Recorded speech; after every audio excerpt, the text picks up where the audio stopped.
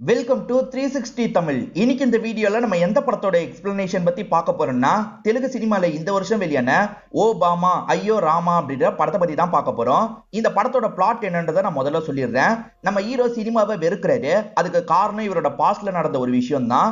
இவரோட பாஸ்ட்ல என்ன நடந்ததுன்னு தெரியல, அடிக்கடி அவருக்கு ஞாபகம் வந்துகிட்டே இருக்கு. சினிமாவே பிடிக்காத ஹீரோ சினிமா படம் எடுக்கிற டைரக்டரா மாறுறாரு. எப்படி மாறினாரு, இவர் வாழ்க்கையில வந்த அந்த பொண்ணு யாருன்ற மாதிரி பல கேள்விக்கு பதில் சொல்ற படம் தான் இந்த படம். நீங்க எதிர்பார்க்காத சில திருப்பங்களை வச்சுதான் படத்தோட கதையை முடிச்சிருப்பாங்க. கண்டிப்பா உங்களுக்கு இந்த படத்தோட கதை பிடிக்கும்னு நம்புறேன். எக்ஸ்பிளனேஷனுக்குள்ள போறதுக்கு முன்னாடி வீடியோக்கு ஒரு லைக் போடுங்க. அது மூலியமா இந்த வீடியோ இன்னும் நிறைய பேர்கிட்ட கொண்டு போய் சேர்க்கப்படும். மேற்கொண்டு டைம் வேஸ்ட் பண்ணாம நம்ம நேரடியா எக்ஸ்பிளனேஷனுக்குள்ள போயிடலாம். படத்தோட ஸ்டார்டிங் சீனே ராம்ன்ற ஒரு சின்ன பையனை காட்டுறாங்க. இவன் தான் இந்த படத்துல முக்கியமான கேரக்டரா இருப்பான். இப்ப அம்மாவோட கால்ல சலங்கெல்லாம் கட்டிட்டு இருக்கான். அம்மா பேரு அனிதா அப்படின்றது. அம்மா கிட்ட பேசலாம் நினைச்சா அம்மா அசைவே இல்லாம இருக்காங்க. அப்பதான் அம்மா இறந்து போனது ராம்க்கு தெரிய வருது. பயங்கரமா ஃபீல் பண்ணிட்டு இருக்காரு. இப்ப அம்மாக்கு செய்ய வேண்டிய இறுதி சடங்கு எல்லாத்தையும் செஞ்சிடறாங்க. அப்படியே கட் பண்ணி பல வருஷம் கழிச்சு நடக்கிறத நமக்கு காட்டுறாங்க. இன்னைக்கு ஹோலி ஃபெஸ்டிவல் போல. இப்ப பாய் ஃப்ரெண்ட் இருக்காருல, கேர்ள் ஃப்ரெண்டுக்கு பக்கத்துல வந்து கன்னத்துல கலர்லாம் பூசிட்டு இருக்காரு. இது எல்லாம் சினிமா ஷூட்டிங்கா தான் இருக்கும். இந்த ஷூட்டிங்ல டைரக்டரா இருக்கிறது யாருன்னு பாத்தீங்கன்னா ராமா தான் இருப்பாரு. ராம்க்கு சின்ன வயசுல இருந்தே சினிமா பிடிக்காது. அம்மா படம் பார்க்க போலான்னு கூப்பிடுறாங்க. படம்லாம் எனக்கு பிடிக்காதுன்ற மாதிரி இவன் கோபமா சொல்லியிருப்பான். ஆனா பிரசன்ட்ல இவனே ஒரு படத்தை டைரக்ட் பண்ணிட்டு இருக்கான். அது எப்படின்றது தெரியல. இப்ப ராம் இருக்கார்ல, வேற ஒரு இடத்துக்கு கிளம்பணும்ன்ற மாதிரி யோசிக்கிறாரு. ஆனா ஷூட்டிங் வேலை நிறைய இருக்கு. இவர் கொஞ்சம் யோசிச்சுட்டு இருக்கிறத ப்ரொடக்ஷன் மேனேஜர் கவனிச்சிடுறாரு. நீங்க ரொம்ப அவசரமா போகணும்னு நினைக்கிறேன், நீங்க கிளம்புங்க, இங்க நடக்க வேண்டியதை நான் பாத்துக்கிறேன்னு சொல்லிட்டாரு. இதனால ராம் இருக்கார்ல, அவர்கிட்ட வேலையெல்லாம் கொடுத்துட்டு இங்க இருந்து கிளம்புறாரு. ராம் யாரையோ மீட் பண்ண போறாரு போல. ரொம்ப சந்தோஷமா மீட் பண்றதுக்காக போயிட்டு இருக்காரு. இப்ப அவங்களுக்காக அந்த இடத்துல வெயிட் பண்றாரு. இந்த உலகத்திலேயே எனக்கு பிடிச்சது என்னோட அம்மா தான், அதை தாண்டினா சத்யபாமா அப்படின்ற மாதிரி இவர் சொல்றாரு. இங்கதான் பிளாஷ்பேக் நமக்கு காட்டுறாங்க. ஆக்சுவலா இது 4 வருஷத்துக்கு முன்னாடி நடந்திருக்கும். அம்மாவோட கல்லறையில இருந்து இவருமே கிளம்பி வீட்டுக்கு போயிட்டு இருக்காரு. அப்பன்னு பார்த்து ஒரு கார் இடிக்கிற மாதிரி வருது. இவர் பயத்துல கண்ணை மூடுறாரு. ஆனா கார் இவர் மேல இடிச்சிருக்காது, கொஞ்சம் தள்ளி போய் தான் இடிச்சிருக்கும். என்ன ஏதுன்ற மாதிரி இவரும் பாக்குறதுக்காக வராரு. அந்த கார்ல இருக்க பொண்ணு பேர் தான் சத்யபாமா அப்படின்றது. குடிபோதையில் தான் இடிச்சிருக்காங்கன்னு இவருக்கு தெரிய வருது. இப்ப கரெக்டா அந்த பொண்ணுக்கு கால் வருது. என்னாச்சு ஏதாச்சுன்ற மாதிரி குடும்பத்தை சேர்ந்தவங்க கேக்குறாங்க. இவருமே நடந்ததை பத்தி சொல்லிட்டாரு. நான் வீட்டுக்கு கூட்டு வரேன்னு சொல்லிட்டாரு. இப்ப இவங்களை இங்க இருந்து கூட்டு போயிட்டு இருக்காரு. போற வழியில எனக்கு பசிக்குது, சாப்பாடு வேணும்ன்ற மாதிரிலாம் சொல்றாங்க. ஒரு ஹோட்டலுக்கு கூட்டு வந்து இவரும் வாங்கி தந்துட்டு இருக்காரு. அந்த ஹோட்டல்ல இருக்க ஒருத்தர் சுத்தமா இல்ல அப்படின்ற மாதிரி குறை சொல்லிக்கிட்டே இருக்காரு. இவங்க வேற கொஞ்சம் போதையில இருக்காங்கல்ல, அந்த நபர்கிட்ட பிரச்சனை பண்ண ஆரம்பிக்கிறாங்க. அந்த நபர்கிட்ட பிரச்சனை பண்ணும் போது முடியல கைய வச்சிடறாங்க. பார்த்தா அது கையோட வந்துருது. சுத்தி இருக்க எல்லாருமே தோப்பா தோப்பான்ற மாதிரி அவரை கிண்டல் பண்றாங்க. அவருமே பயங்கரமா கோவப்படுறாரு. சாரி சாரின்னு சொல்லிட்டு ஹீரோ இருக்காருல, இந்த பொண்ணை கூட்டிட்டு வேகமா அங்க இருந்து கிளம்புறாரு. ஒரு வழியா இந்த பொண்ணோட வீடை கண்டுபிடிச்சு வீட்டுக்கு கூட்டு வந்து விடுறாரு. இப்ப வீட்டை சேர்ந்தவங்களும் நன்றி எல்லாம் சொல்லி பொண்ணை கூப்பிட்டுக்கிறாங்க. இப்ப ராமம் வீட்டுக்கு போலான்னு நினைக்கிறாரு. அப்பதான் அசிங்கப்பட்ட நபர் இருக்காருல, அவரோட மாமாவான போலீஸை கூட்டு வந்துடுறாரு. என் மச்சனியா அசிங்கப்பத்திருக்கியா அப்படின்ற மாதிரி இன்ஸ்பெக்டர் இருக்காருல, ஹீரோவை லாக் பண்ணி ஸ்டேஷனுக்கு கூட்டு போயிடுறாரு. இப்ப காலையில முடிச்ச சத்யபாமா இருக்காங்கல்ல, அம்மா கிட்டயும் பாட்டி கிட்டயும் பேசுறதுக்காக வராங்க. நேத்து நடந்ததை பத்தி தெரியாத மாதிரி பேசிட்டு இருக்காங்க. ஏண்டி நேத்து நைட்டு என்ன கெலாட்டா பண்ண தெரியுமா, நீ பண்ண கெலாட்டெல்லாம் அந்த பையன் மாட்டிக்கிட்டான், அந்த பையனை இப்ப போலீஸ் ஸ்டேஷனுக்கு கூட்டு போயிருக்காங்களாம் அப்படின்ற மாதிரிலாம் சொல்றாங்க. அச்சச்சோ, நம்மளால ஒருத்தன் மாட்டிக்கிட்டானேன்னு இவங்களும் யோசிக்கிறாங்க. நம்ம ஹீரோக்கு ஒரு மாமா இருப்பாரு. அந்த மாமாவும் பேசி வெளியே கூட்டு போலான்றதுக்காக போலீஸ் ஸ்டேஷனுக்கு வந்திருக்காரு. எப்படியோ பேசி இங்க இருந்து ஹீரோவை காப்பாத்தி கூட்டு போறாரு. இதுக்கப்புறம் தான் சத்யபாமா இந்த இடத்துக்கு வராங்க. அவரை பத்தி டீட்டெயில் வேணும்ன்ற மாதிரிலாம் கேக்குறாங்க. அவன் கொடுத்துட்டு போயிருக்கான் மேடம், வேணும்னா வாங்கிக்கோங்க அப்படின்ற மாதிரி இன்ஸ்பெக்டரும் தந்துடுறாரு. இந்த சத்யபாமா பெரிய இடத்து பொண்ணா இருப்பாங்க. அதனாலதான் இன்ஸ்பெக்டர் இவ்வளவு மரியாதைலாம் கொடுத்துட்டு இருக்காரு. இந்த சத்யபாமாவோட அப்பா இருக்காருல, வேற ஒரு ஸ்டேட்ல தான் பிசினஸ் பண்ணிட்டு இருக்காரு. பொண்ணுகிட்ட வீடியோ கால்ல நடுவுல பேசுவாரு போல. இவரை பொறுத்த வரைக்கும் பிசினஸ் பார்ட்னரா வேற ஒருத்தர் இருப்பாரு. அவரோட பையனுக்கும் பொண்ணுக்கும் பேசி முடிக்கலான்ற மாதிரிலாம் இவருக்கு ஐடியா இருக்கு. என் பொண்ணு உன் பையனுக்கு தான் அப்படின்ற மாதிரிலாம் சொல்லிட்டாரு. உன் பொண்ணு ஏத்துப்பாளா அப்படின்ற மாதிரி பார்ட்னர் கேட்கிறாரு. நான் சொன்ன என்னோட பொண்ணு ஏத்துப்பா, நீ கவலைப்படாது அப்படின்ற மாதிரிலாம் சொல்றாரு. ராம பொறுத்த வரைக்கும் ஃபைனல் இயர் தான் படிச்சுட்டு இருக்காரு. இவருக்கு 2 பெஸ்ட் ஃப்ரெண்ட்ஸ் இருக்காங்க. அதே மாதிரி ஆகாத டீமும் ஒன்னு இருக்கு. இவரோட ஃப்ரெண்ட் ஒருத்தர் இருக்காருல, ஒரு பொண்ணு கூட சேர்ந்து டான்ஸ் பண்றாரு. ஆகாத டீம்ல இருக்க ஒருத்தனுக்கு இதெல்லாம் பிடிக்க மாட்டேங்குது. என் சொந்தக்கார பொண்ணு கூடயே டான்ஸ் பண்றியான்ற மாதிரி பலார்னு அடிக்கிறான். என் ஃப்ரெண்டியா அடிச்சிட்டியான்னு ஹீரோவும் காலரை பிடிக்கிறாரு. அப்படி காலரை பிடிக்கும் போது இவரோட மைண்டுக்குள்ள ஒரு விஷயம் ஓடுது. யாரோ ஒருத்தர் இவரை தண்ணிக்குள்ள முக்குற மாதிரி தான் மைண்டுக்குள்ள ஓடுது. கொஞ்சம் டிஸ்டர்ப் ஆயிடுறாரு. சாரி அப்படின்ற மாதிரி காலரை விட்டுட்டு இங்க இருந்து கிளம்பிடுறாரு. இப்ப ஃப்ரெண்ட்ஸ் இருக்காங்கல்ல, படம் பார்க்கலான்ற மாதிரி சொல்றாங்க. ராமன் தியேட்டர் வரைக்கும் அவங்க கூட வராரு. அவங்க மட்டும் தியேட்டருக்குள்ள போறாங்க. ஆனா இவர் வாசல்லயே உட்காந்துட்டு இருக்காரு. சவுண்ட மட்டும் இவர் கேட்டுட்டு இருக்காருன்னு தெரியுது. என்ன இங்க உட்காந்துட்டு இருக்கீங்க, டிக்கெட் இருக்கான்ற மாதிரிலாம் ஒருத்தன் கேட்டுட்டு இருக்கான். டே இங்க வான்ற மாதிரி வேற ஒருத்தர் கூப்பிடுறாரு. அவர் எப்பவுமே படம் பார்க்க உள்ள போக மாட்டாரு, வெளிய இருந்து தான் கேட்பாரு. ஆனா படத்தை பத்தி நிறைய நாலேஜ் இருக்குன்ற மாதிரிலாம் ஒரு பெரியவர் சொல்றாரு. ராம்க்கு 2 ஃப்ரெண்ட்ஸ் இருக்கிறதா சொன்ன பாத்தீங்களா, அந்த 2 ஃப்ரெண்ட்ஸ் மாமா எல்லாருமே சேர்ந்த மாதிரி ஒரே வீட்டுல தான் தங்கிட்டு இருக்காங்க. இப்ப ராம்க்கு போன் கால் வருது. சத்யபாமா தான் பேசுறாங்க. அன்னைக்கு எனக்கு ஹெல்ப் பண்ணீங்கல்ல, நான் தான் சத்யபாமா பேசுறேன், நாளைக்கு உங்களை பார்த்து பேசணும்ன்ற மாதிரி சொல்றாங்க. இவரும் ஏத்துக்கிறாரு. மாமா கிட்ட இதை பத்தி எல்லாம் சொல்றாரு. சரிடா போய் பார்த்துட்டு வந்துரு அப்படின்ற மாதிரி மாமாவும் சொல்றாரு. இவருமே அவங்க சொன்ன மாதிரி கஃபேல வெயிட் பண்ணிட்டு இருக்காரு. அவங்களுமே இந்த இடத்துக்கு வந்துடுறாங்க. ஹெல்ப் பண்ணதுக்காக நன்றிலாம் சொல்லிட்டு இருக்காங்க. கொஞ்சம் தள்ளி ஒரு ஃபேமிலி இருக்காங்க. அந்த ஃபேமிலியில அப்பா முன்னாடியே பொண்ணு சரக்கெல்லாம் அடிச்சிட்டு இருக்காங்க. அப்பதான் வாங்கியே தந்திருக்காரு போல. இதை பாக்குற இவங்க இருக்காங்கல்ல, பொண்ணை சரக்கு அடிக்க விடுவீங்களா அப்படின்ற மாதிரி பயங்கரமா அவர்கிட்ட கோவப்பட்டு இருக்காங்க. இவளே சரக்கடிச்சுதான் போதையில வந்தா, இவன் என்ன அவங்கள கண்டிச்சிட்டு இருக்கா அப்படின்ற மாதிரி ராமும் கவனிக்கிறாரு. கொஞ்சம் வயலண்டா வேற நடந்துட்டு இருக்காங்க. அதனால ராம் சைலண்டா அங்க இருந்து கிளம்பிடுறாரு. ஆனா மேற்கொண்டு சத்யபாமா அடிக்கடி மெசேஜ் பண்றாங்க. இவரை மீட் பண்றதுக்காக வராங்க. ஆனா இவர் அவாய்ட் பண்ணிக்கிட்டே இருக்காரு. ஒரு நாள் இவர் காலேஜ்ல இருக்கும் போது நேரடியா அந்த இடத்துக்கே வந்துடுறாங்க. கார்ல ஏறு, ஒரு இடத்துக்கு கிளம்பணும்ன்ற மாதிரி கூட்டு போறாங்க. பார்த்தா சுடுகாட்டுக்கு தான் கூட்டு வந்திருக்காங்க. எங்க எதுக்காக இந்த இடத்துக்கு கூட்டு வந்திருக்கீங்கன்ற மாதிரி கேட்கிறாரு. எனக்கு சினிமால ரொம்ப இன்ட்ரெஸ்ட் இருக்கு, கதை கேட்கறத வச்சே படம் நல்லா இருக்கா இல்லையான்னு சொல்லிருவியாமே, என்னோட கதையை கேட்டுப்பாரு, எப்படி இருக்குன்னு சொல்லு அப்படின்ற மாதிரி இவங்களுமே இவங்களோட கதையை நரேட் பண்ண ஆரம்பிக்கிறாங்க. ராஜா காலத்துல நடக்கிற மாதிரி கதையா தான் இருக்கும். ராம் ஒரு இளவரசரா இருப்பாரு. அவரை லாக் பண்ணி தலையில ஆப்பிள் வச்சிருக்காங்க. யாரு அம்பு வச்சு கரெக்டா ஷூட் பண்றாங்களோ அவங்களதான் இவர் கல்யாணம் பண்ணிக்கணும். ஒவ்வொருத்தர் தப்பு தப்பா ஷூட் பண்ணிட்டு இருக்காங்க. ஒரு ஸ்டேஜ்ல கதை சொல்லிட்டு இருக்க ஹீரோயின் வந்து ஷூட் பண்றாங்க. அவங்களுமே வில்லங்கமா தான் ஷூட் பண்றாங்க. இதெல்லாம் கொஞ்சம் பயம் கலந்து தான் சொல்லிட்டு இருக்காங்க. நீங்க சொன்ன வரைக்கும் போதும், நிறுத்துங்க நிறுத்துங்கன்ற மாதிரி சொல்லிட்டாரு. ஏன் நல்லா இல்லையான்னு கேக்குறாங்க. பின்ன இது நல்லா இருக்குன்னு வேற நினைச்சிட்டு இருக்கீங்களா அப்படின்ற மாதிரி இவருமே கிண்டல்லாம் பண்றாரு. ஒரு ஸ்டேஜ்ல இவரை வீட்டுல விட்டுட்டு கிளம்பிடுறாங்க. இவர் கொஞ்சம் பதட்டமா வராரு. என்னாச்சு ஏதாச்சுன்னு ஃப்ரெண்ட்ஸ் கேக்குறாங்க. அவ ஒரு கதை சொன்னா பாரு அப்படின்ற மாதிரி இவரும் நடந்த விஷயத்த சொல்றாரு. கொஞ்சம் கோளாரா இருப்பா போலியே, கவனமா இருக்கணும்ன்ற மாதிரி ஃப்ரெண்ட்ஸுங்க சொல்றாங்க. இப்ப மறுநாள் இவங்க காலேஜ்ல இருக்கும் போது சத்யபாமா இந்த இடத்துக்கு வந்துடுறாங்க. கதை சொல்றதுக்கு கிளம்பணும் வான்ற மாதிரி கூப்பிடுறாங்க. உன் ஃப்ரெண்ட்ஸையும் வர சொல்லுன்ற மாதிரி ஃப்ரெண்ட்ஸையும் கூப்பிடுறாங்க. சரி என்னதான் நடக்குது பாப்போமே அப்படின்ற மாதிரி ஃப்ரெண்ட்ஸுங்களுமே கூட போறாங்க. சின்ன பசங்களாம் கிரிக்கெட் விளையாடிட்டு இருக்க இடத்துக்கு தான் கூட்டு வந்திருக்காங்க. அந்த சின்ன பசங்க கூட சேர்ந்த மாதிரி இவங்களும் கிரிக்கெட்லாம் விளையாடிட்டு இருக்காங்க. நீ சொன்ன அளவுக்கு மோசம் இல்ல, சாஃப்டா தான் இருக்கான்ற மாதிரி ஃப்ரெண்ட்ஸுங்க சொல்றாங்க. இவன் நீங்க குடி போதையில எவ்வளவு வேகமா இடிக்க வந்தா தெரியுமான்ற மாதிரிலாம் இவர் சொல்றாரு. அதை கேட்கிற அவங்களோட ஃப்ரெண்ட் இருக்காங்கல்ல, நீங்க தப்பா புரிஞ்சிட்டு இருக்கீங்க, அவளுக்கு குடிக்கிற பழக்கமே இல்லன்ற மாதிரி ஒரு பிளாஷ்பேக்கை சொல்ல ஆரம்பிக்கிறாங்க. சத்யபாமாவோட சில ஃப்ரெண்ட்ஸ் அவங்கள குடிக்க வைக்கணும்னு நினைச்சிருப்பாங்க. அதனால தான் கூல் ட்ரிங்க்ஸ் கூட கலந்து தந்திருப்பாங்க. அப்படிதான் அவங்க போதையில வந்திருப்பாங்க. மத்தபடி அவங்களுக்கு குடிக்கிற பழக்கம்லாம் இல்லாம தான் இருந்திருக்கும். இப்ப கொஞ்ச நேரம் விளையாண்டவங்க வேற ஒரு பகுதிக்கு கூட்டு வந்துடுறாங்க. தனியா கூட்டு வந்திருக்கானா கதை சொல்ல போறா போல அப்படின்ற மாதிரி ஹீரோ யோசிக்கிறாரு. நான் கதை சொல்றேன் அப்படின்ற மாதிரி இவங்களும் ஆரம்பிக்கிறாங்க. போன வாட்டி இவங்க ராஜா காலத்துல நடந்த கதையை சொன்னாங்கல்ல, இப்ப எதிர்காலத்துல நடக்கிற கதையை சொல்றாங்க. இருக்க கொஞ்சம் ஆண்களையும் பெண்கள் என்ன பண்றாங்கன்னா துரத்தி துரத்தி கண்ணை வச்சு ஷூட் பண்றாங்க. முதல்ல இந்த 2 ஃப்ரெண்ட்ஸை ஷூட் பண்ணிடுறாங்க. அடுத்ததான் ராம ஷூட் பண்ணிட்டு இருக்காங்க. இந்த கதையும் கொஞ்சம் பயம் கலந்துதான் இவங்க சொல்லிட்டு இருக்காங்க. கேட்கிற ஃப்ரெண்ட்ஸ் பயத்துல கீழே விழுந்துடுறாங்க. நான் தான் சொன்னல அப்படின்ற மாதிரி இவருமே ஃப்ரெண்ட்ஸை பார்த்து சொல்லிட்டாரு. இந்த கதை எப்படி இருந்ததுன்னு கேக்குறாங்க. இதுவும் நல்லா இல்ல, உனக்கு சினிமாவை பத்தி எதுவுமே தெரியலன்ற மாதிரிலாம் இவர் சொல்லிட்டாரு. அப்ப ஏடகுடமா அவங்க ஸ்லிப் ஆகி தண்ணிக்குள்ள விழுந்துடுறாங்க.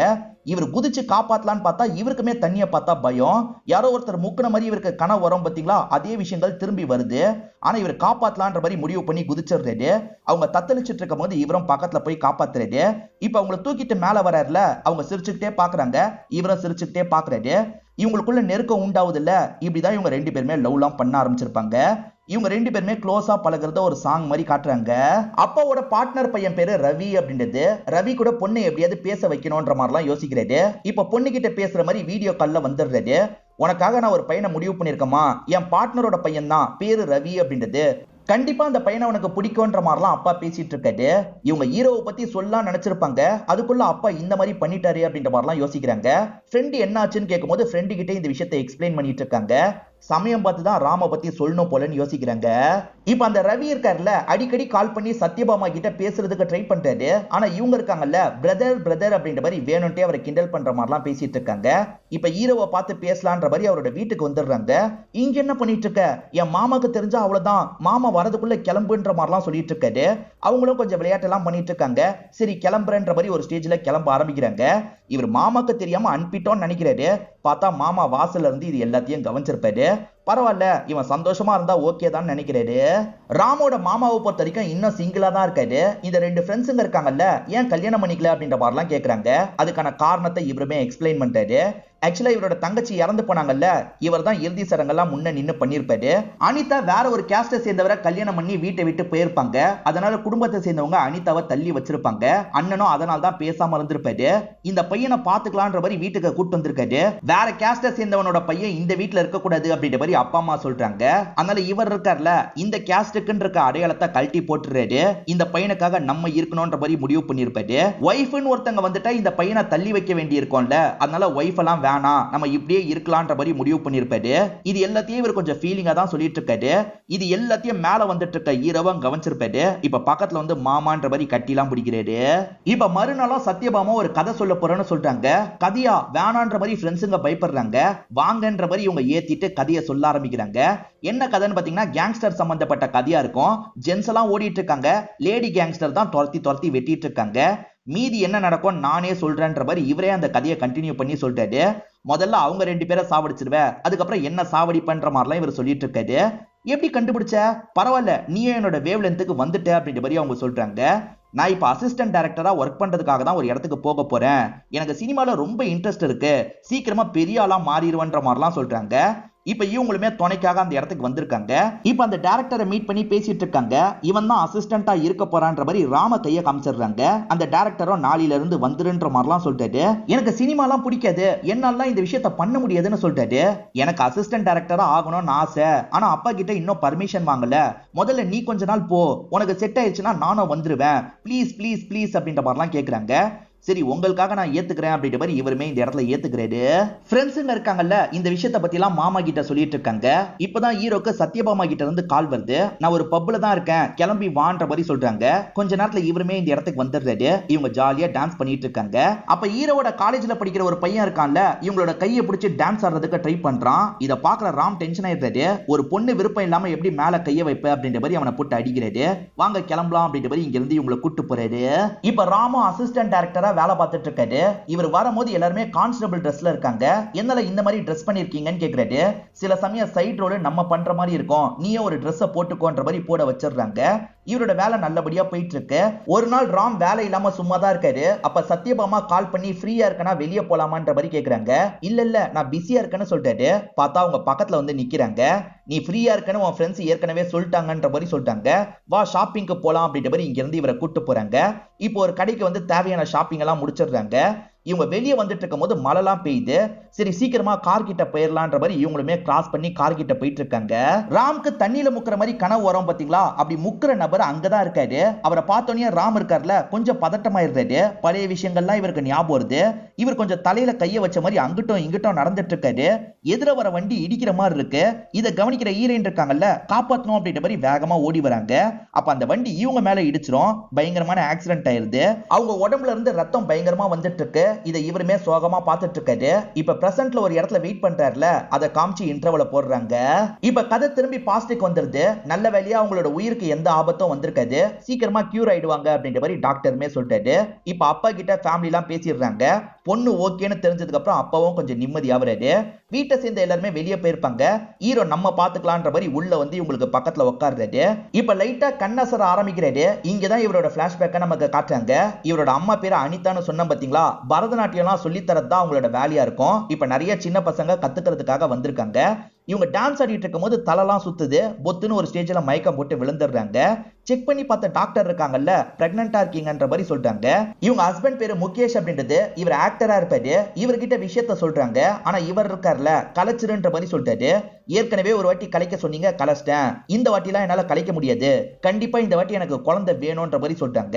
அவர் கடைசி வரைக்கும் சம்மதிக்க மாட்டாரு. அதை மீறியே இவங்க பிரெக்னன்ட்டா இருக்காங்க. குழந்தைய பெத்து எடுத்துறாங்க. அதுதான் நம்ம ஹீரோவா இருக்கும். இவங்களுக்கு சிரஞ்சீவினா ரொம்ப பிடிக்கும். சிரஞ்சீவியோட எல்லா படத்துக்கும் பையனை கூட்டு போயிடுறாங்க. அனிதா டான்ஸ் பண்ணிட்டு இருக்கும் போது சலங்க கலண்டு கீழே விழுது. மத்த பசங்க எடுக்கிறதுக்காக போறாங்க. ஆனா அதுக்குள்ள பையன் இருக்கார்ல, வேகமா அந்த சலங்கை எடுத்துறாரு. அம்மாவோட கால்ல அந்த சலங்கையை கட்டிலாம் விடுறாரு. இந்த முகேஷ் போன் பேசிட்டு இருக்கும் போது பையனும் ரிப்போர்ட் கார்டை காட்டுறதுக்காக வரான். இவர் கோவப்பட்டு பையனை திட்டிடுறாரு. இவர் பையன் கிட்ட சரியா பேசவே மாட்டாரு அப்படின்றது நமக்கு புரிய வருது. எதுக்காக பையன் கிட்ட இப்படி பேசுறீங்கன்ற மாதிரி ஒய்ஃப் கோவப்படுறாங்க. பையனுக்கு சமாதானம் சொல்றாங்க. தியேட்டருக்கு கூட்டு போய் பையனுக்கு நிறைய படம்லாம் காட்டுறாங்க. அதே மாதிரி அனிதா அடிக்கடி அண்ணன் கிட்ட பேசுறதுக்கு ட்ரை பண்றாங்க. இந்த டைம் அண்ணன் பேசாம தான் இருந்திருப்பாரு. கண்டுக்காம போயிட்டு இருக்காரு. இப்ப வீட்டுல இருக்கும் போது பையன் இருக்கான்ல, சினிமா பாட்டை கேட்டுட்டு இருக்கான். கொஞ்சம் சவுண்ட் அதிகமா வச்சு கேட்டுட்டு இருக்கான். முகேஷ்க்கு டிஸ்டர்பன்ஸா இருக்கு. பையனை பயங்கரமா திட்டுறாரு. எதுக்காக சினிமா பாட்டெல்லாம் பார்த்துட்டு இருக்க? நீ ஒன்னும் சினிமாவை பத்தி எல்லாம் தெரிஞ்சுக்க தேவையில்லைன்ற மாதிரி பையனை திட்டிட்டு இருக்காரு. எதுக்காக எப்ப பாரு அவனை போட்டு திட்டிட்டு இருக்கீங்க அப்படின்ற மாதிரி ஒய்ஃப் கோவப்படுறாங்க. இவன் ஸ்கூல்ல ஒரு ஃபங்க்ஷன் இருக்கு வாங்கன்னு சொல்றாங்க. என்னெல்லாம் வர முடியாதுன்னு சொல்லிட்டாரு. இப்ப ஸ்கூல்ல நடக்கிற ஃபங்க்ஷனை நமக்கு காட்டுறாங்க. டிராமா காம்படிஷன் மாதிரி தான் நடக்குது. நிறைய பசங்களுக்கு ராம் தான் டைலாக்லாம் சொல்லி தந்துட்டு இருக்காரு. இத மத்த பசங்க கவனிச்சிட்டு இருக்காங்க. ராம்க்கு ரொம்ப டேலண்ட் இருக்கு அப்படின்ற மாதிரிலாம் சொல்றாங்க. ராம எப்படியாவது டைரக்டரா மாத்தி பார்க்கணும், அதுதான் என்னோட ஆசை அப்படின்ற மாதிரி அனிதா பசங்க கிட்ட சொல்லிட்டு இருக்காங்க. ஆக்சுவலா இந்த நாடகத்துக்கு கதை எழுதினதே ராமா இருக்கும். அதனால டீச்சர்ஸ்லாம் ராம பத்தி பெருமையா பேசிட்டு இருக்காங்க. ராமோட பேரண்ட்ஸை ஸ்டேஜுக்கு கூப்பிடுறேன்ற மாதிரி சொல்றாங்க. அனிதாவும் ஸ்டேஜுக்கு வந்துடுறாங்க. ஹஸ்பண்ட் என்ன வேலை பார்க்கறாரு அப்படின்ற மாதிரிலாம் கேக்குறாங்க. அனிதா சொல்றதுக்கு தயங்கிட்டு இருக்காங்க.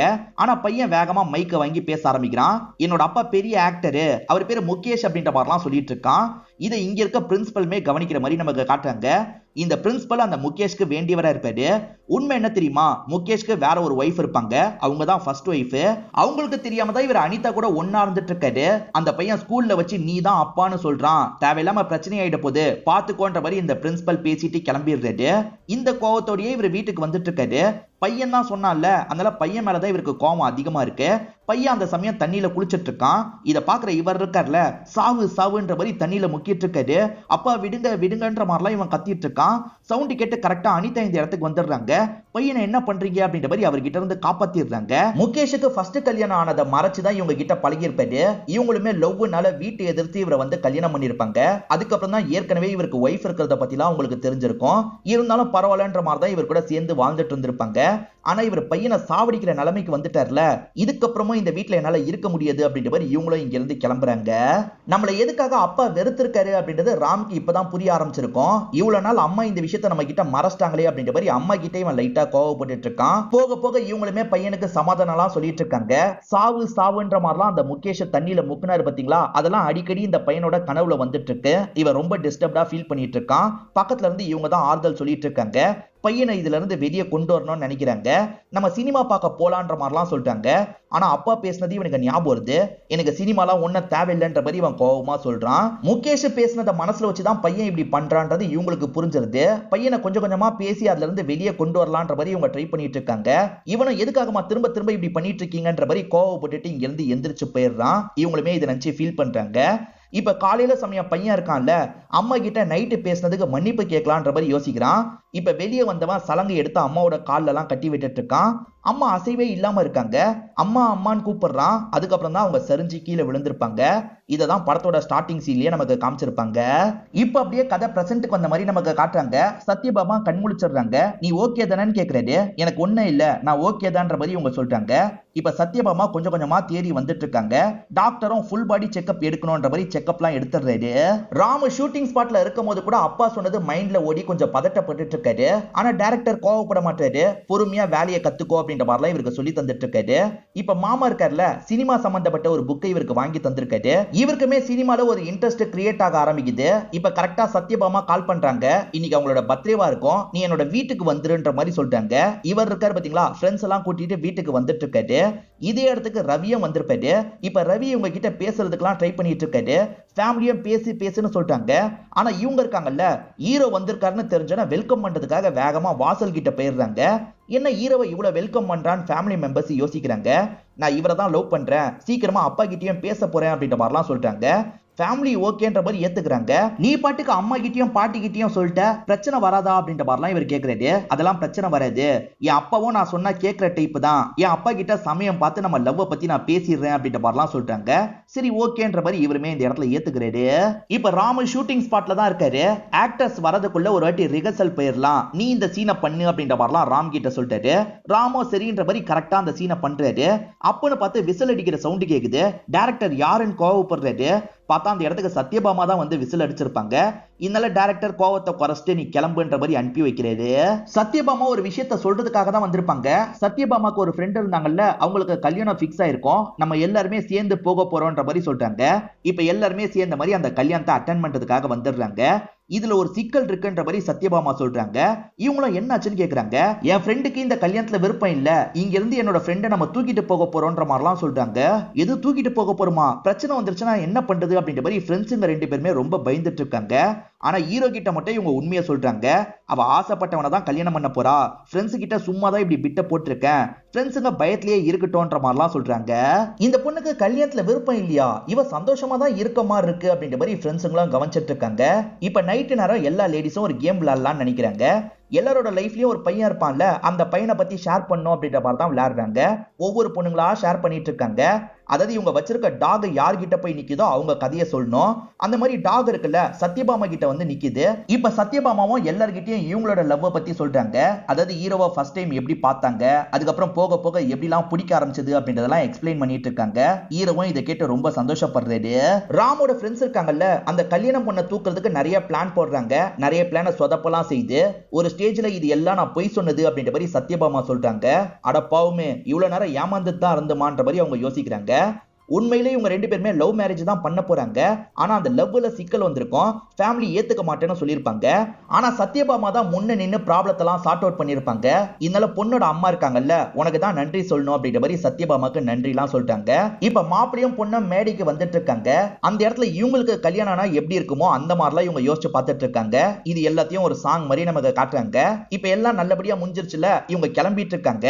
அப்படி வந்துட்டு இருக்க வழியில கார் பிரேக் டவுன் ஆயிருது. நான் காரை ரெடி பண்றேன் அப்படின்ற மாதிரி சத்யபாமாவை ரெடி பண்ண ஆரம்பிக்கிறாங்க. இந்த பகுதிக்கு வந்திருக்குமே அப்படின்ற மாதிரி ஹீரோ திருன்னு முழிச்சிட்டு இருக்காரு.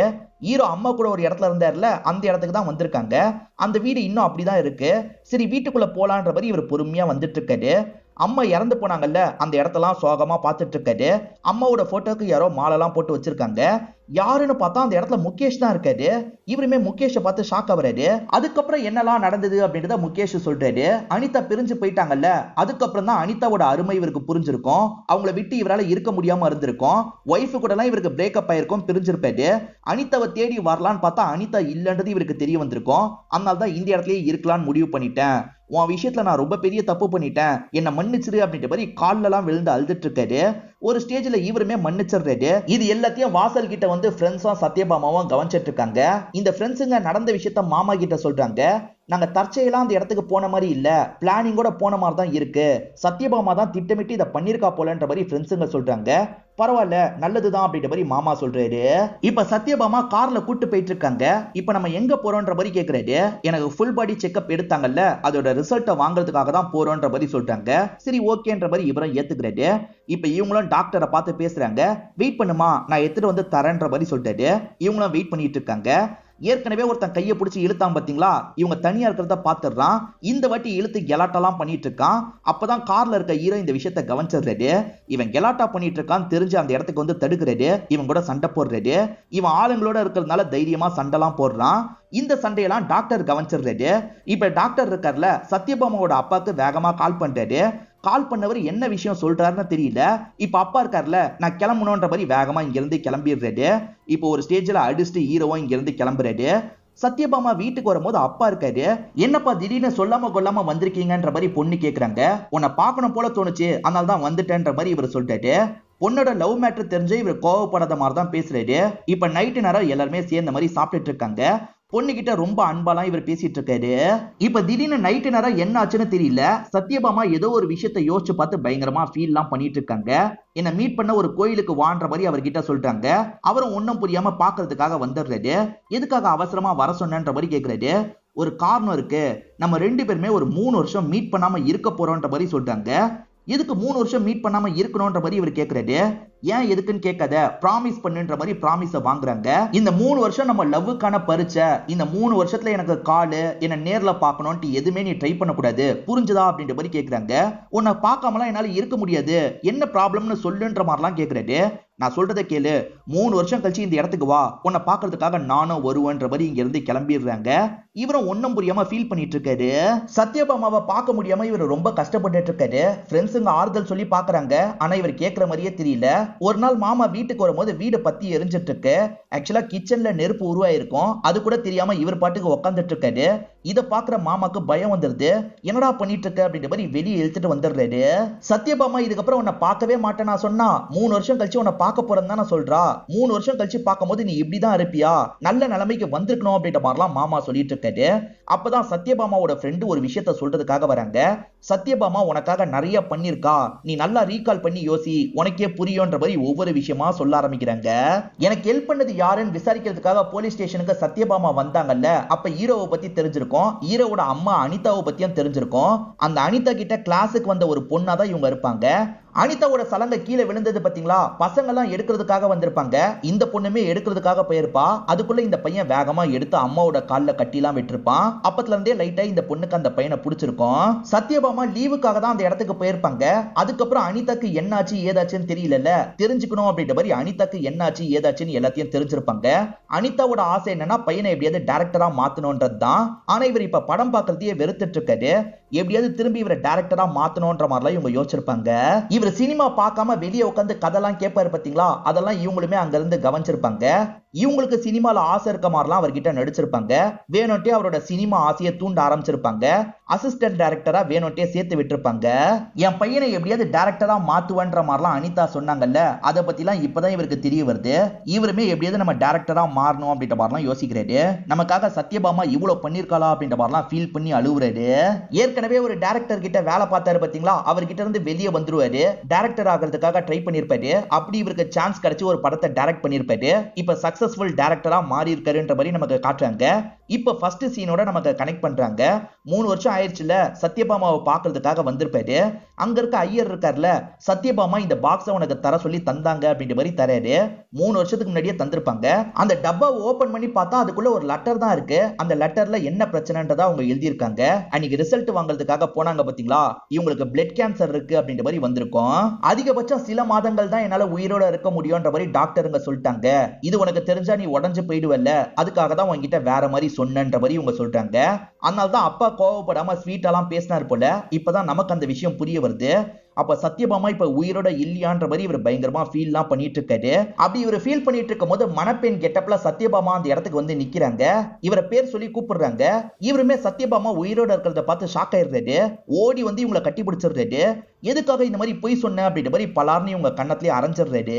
ஒரு சினிமானா அப்படி இருக்கணும் இப்படி இருக்கணும் நீ சொல்லுவல்ல, அதான் சினிமா டச்சோட இந்த விஷயத்த பண்ணன்ற மாதிரி இவங்களும் கிண்டல் பண்ற மாதிரிலாம் சொல்லிட்டு இருக்காங்க. சரி, உண்மையிலேயே எதுக்காக 3 வருஷம் நம்ம பிரிஞ்சிருந்தோம் சொல்லுன்னு கேக்குறாரு. இவங்களும் காரணத்தை சொல்றாங்க. பொண்ணுக்கு கேன்சர் இருக்குன்னு சொன்னதால தான் அப்பா வேகமா கிளம்பி வந்த மாதிரி நம்மள நம்ப வச்சிருப்பாங்க. ஆனா உண்மை அது கிடையாது. ஆக்சுவலா லவ் மேட்டர் தெரிஞ்சுதான் அப்பா கிளம்பி வந்திருப்பாரு. எதுக்காக இந்த விஷயத்தை என்கிட்ட மறைச்சன்னு கேக்குறாரு. அவன் நல்ல பையன்பா, எனக்கு கல்யாணம் பண்ணி வைங்கன்ற மாதிரிலாம் இவங்க கேக்குறாங்க. அவன் சாதாரண வேலை பார்த்துட்டு இருக்கான், எப்படிமா பொண்ணை தர சொல்ற, என்னால முடியாதுன்னு சொல்றாரு. அவன் கண்டிப்பா பெரிய டைரக்டரா மாறுவான்ற மாதிரி இவங்க சொல்றாங்க. ஒருவேளை மாறலனா, சரி மாறுறான்னா எத்தனை வருஷத்துல மாறுவான், எனக்கு டைம் எல்லாம் சொல்லுன்ற மாதிரி அப்பா கேக்குறாரு. 3 வருஷம் மட்டும் டைம் தாங்க அப்படின்ற மாதிரி அப்பா கிட்ட இவங்க டைம் வாங்கியிருப்பாங்க. அதனால தான் இவர்கிட்ட 3 வருஷத்துக்குள்ள ஏதாவது பண்ணுன்ற மாதிரி சொல்லிட்டு போயிருப்பாங்க. சொன்ன டைம் முடிஞ்சிருச்சுல, அதனால தான் அப்பா கல்யாணம் பண்ணி வச்சிடலாம் நினைச்சிருப்பாரு. இவங்க அங்க இருந்து ஓடி வந்திருப்பாங்க. அப்பாவும் துரத்திக்கிட்டே இந்த இடத்துக்கு வந்திருப்பாரு. இப்ப கன்னை வச்சு ஹீரோவை பாயிண்ட் பண்ணிட்டு இருக்காரு. சார், இப்ப நானும் சொல்ற அளவுக்கு டைரக்டரா மாறிட்டேன் சார், உங்க பொண்ணை நல்லபடியா பாத்துப்பேன் சார், எங்க 2 பேரை சேர்த்து வைங்கன்ற மாதிரிலாம் ஹீரோ கேக்குறாரு. ஏறக்குறைய அப்பா கேட்டது நடந்துருச்சுல, அதனால அப்பாவும் ஓகேன்ற மாதிரி ஏத்துக்கிட்டு இங்க இருந்து கிளம்பிடுறாரு. இவங்க 2 பேருமே சேர்ந்துட்டோம் அப்படின்ற மாதிரி பயங்கரமா சந்தோஷப்படுறாங்க. இவங்க 2 பேருமே சேர்ந்த மாதிரி இங்க இருந்து நடந்து போறாங்க. இதோடயே இந்த படத்தோட கதையை முடிச்சிடுறாங்க. கண்டிப்பா இந்த படத்தோட கதை உங்களுக்கு பிடிச்சிருக்கும்னு நம்புறேன். இந்த வீடியோ உங்களுக்கு பிடிச்சிருந்ததுன்னா லைக் பண்ணுங்க, கமெண்ட் பண்ணுங்க, மறக்காம 360 தமிழ் சேனலை சப்ஸ்கிரைப் பண்ணுங்க. தொடர்ச்சியா இந்த மாதிரி வீடியோக்கள் வந்துகிட்டே தான் இருக்கும்.